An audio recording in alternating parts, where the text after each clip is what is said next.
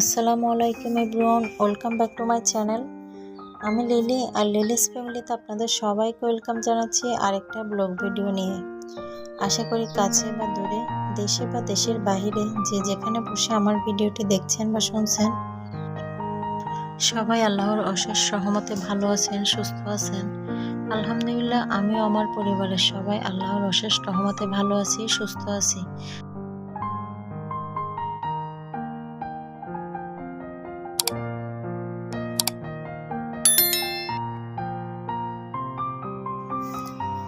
এই যে আপনাদের ভাইয়া বাসায় আসার সময় গতকাল রাতে কিছু ডিম নিয়ে আসছিল, আর ডিমগুলো আমি ধুয়ে পরিষ্কার করে নিচ্ছিলাম। আজকে শুরুতে সবার উদ্দেশ্যে একটা কথা বলতে চাই, সেটা হচ্ছে গিয়ে আমার কথায় বা কাজে যদি কোনো ভুল ত্রুটি হয়ে থাকে বা কেউ মনে কষ্ট পেয়ে থাকেন কখনো, তাহলে সবাই ক্ষমা সুন্দর দৃষ্টিতে দেখবেন, কেউ মনে কষ্ট নেবেন না। আর এই যে সকালে গোছানো বিছানাটা দেখেন, বাচ্চা থাকলে যেটা হয় আর কি, 3 ভাই বোনে খেলাধুলা করে বিছানাটা অগোছালো করে ফেলছে। তো আমি অফ ক্যামেরায় বিছনার বেডশিটটা চেঞ্জ করে পুরো বিছনাটা গুছাই নিলাম।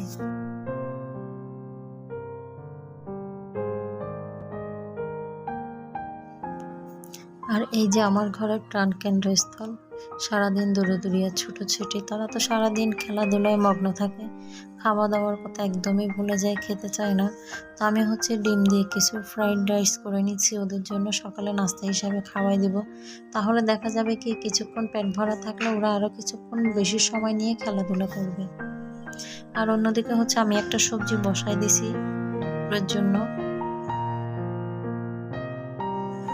আমার প্রিয় আপুরা, ভাইয়ারা এবং বয়োজ্যেষ্ঠ যারা আছেন, যারা আমার ভিডিও দেখেন প্রতিনিয়ত, আমাকে উৎসাহিত করেন বিভিন্ন ধরনের কমেন্টের মাধ্যমে, আমি সবার প্রতি অনেক অনেক কৃতজ্ঞতা জানাই। আর যারা নতুন আমার চ্যানেলটি ভিজিট করতেছেন বা এই মুহূর্তে ক্লিক করছেন, আমি সবাইকে রিকোয়েস্ট করব, আমার ভিডিওটার কোনো একটা পার্ট যদি আপনাদের কাছে বিন্দুমাত্র ভালো লেগে থাকে, তাহলে আমার ভিডিওটাতে একটা লাইক দিয়ে যাবেন।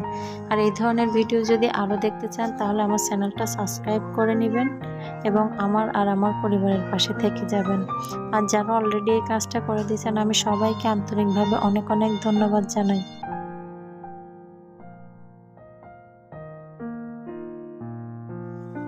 আর এটা বিকালের অংশ।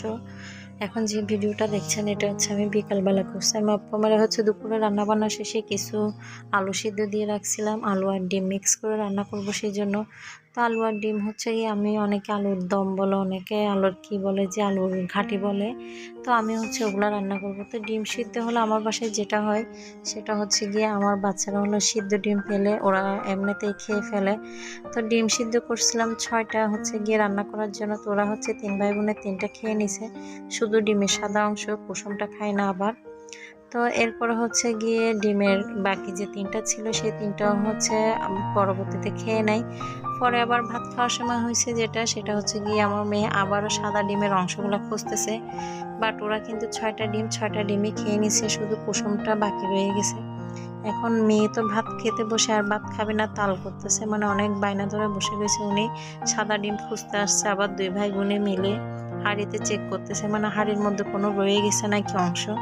তো এখানে শুধু ডিমের কুসুম আছে, কোনো সাদা অংশ নাই। তো 2 ভাই বোনে আবার চেক করে নিচ্ছিল ভালো করে, আসলে কোথাও রয়ে গেছে নাকি।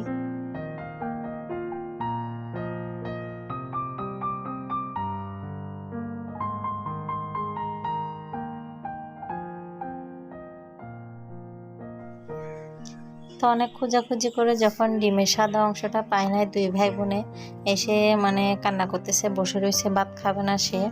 এই যে বড় ছেলে ডিম একটা নিয়ে বসে রয়েছে, সেও ভাত খাবে না, আর ওই যে ছোট ছেলে, সেও ডিম খাচ্ছে, ভাত খাবে না।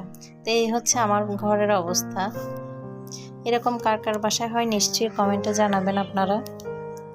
আর এই যে রুমটা দেখতেছেন, এটা রেডি করতেছি। আমার বাসায় মেহমান আসবে কালকে, আগামীকাল শনিবার। তো সেই জন্য একটু ঝেড়ে মুছে পরিষ্কার করে নিচ্ছি। আর কে আসতেছে সেটা নিশ্চয়ই আগামী ভিডিওতে আপনাদের সাথে শেয়ার করব। তো আমি ওই রুমের বেডশিট চেঞ্জ করে ধুয়ে নিচ্ছি, যেহেতু আমার বাচ্চা আছে, নষ্ট করে ফেলে। তো নতুন বেডশিট আর দেবো না, এটা ধুয়ে শুকাই আবার এটাই বিছাই দিব আমি। তো সেই জন্য এদিকে গিয়ে আমি ব্যালকনিতে আসছি শুকাতে দেওয়ার জন্য। তো এদিকে হচ্ছে আমার মেয়ে আমাকে হেল্প করতেছিল কাপড়গুলো শুকাত দেওয়ার সময়, মানে ও বালতি থেকে তুলে তুলে দিচ্ছিল আর আমি শুকাত দিচ্ছিলাম। তো মা মেয়ে এভাবে মিলেমিশে কাজ করে নিলাম।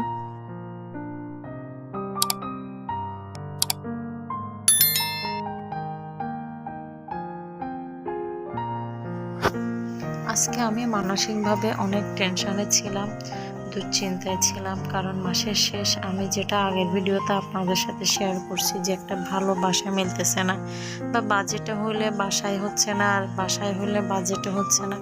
এভাবে হচ্ছে গিয়ে অনেকটা টেনশনের মধ্যে আছি যে মাসের শেষ হয়ে আসছে, এখনো একটা ভালো বাসা পাইনি আমি।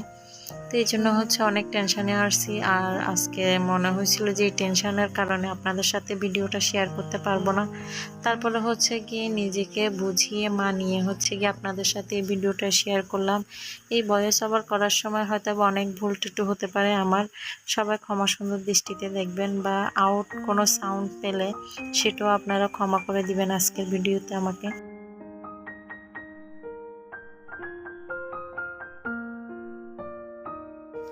তো এদিকে হচ্ছে গিয়ে কাপড় চোপড় শুকানোর পরে হচ্ছে কিছু ধোয়া পালা জমেছিল আমার রান্নাঘরে, সেগুলো হচ্ছে আমি ধুয়ে পরিষ্কার করে নিচ্ছিলাম। এই যে মানসিক টেনশনের কথা বললাম, আসলে এই মানসিক টেনশনের কারণেও কিন্তু আমার আজকে কয়েকদিন ধরে কাজের মানে গতিটাও অনেকটা মনে হয় যে কমে গেছে, মানে সময়ের কাজ সময়ের মধ্যে করতে পারতেছি না, বা ভিডিও করার কোনো ইচ্ছেও মানে ভিতর থেকে আসতেছে না। মানে টেনশন জিনিসটা এমন একটা জিনিস যেটা ভিতর থেকে মানুষকে অনেক বেশি দুর্বল করে দেয়, সেটা যে কোনো বিষয়ে হোক, আপনার ফ্যামিলি ম্যাটারেও হোক, বা যে কোনো বিষয়ে যদি আপনি টেনশন করবেন দেখবেন যে আপনার কাজে কোনো মন মানসিকতাই থাকবে না। তো আজকের ভিডিওটি এখানে শেষ করব। আল্লাহ হাফেজ।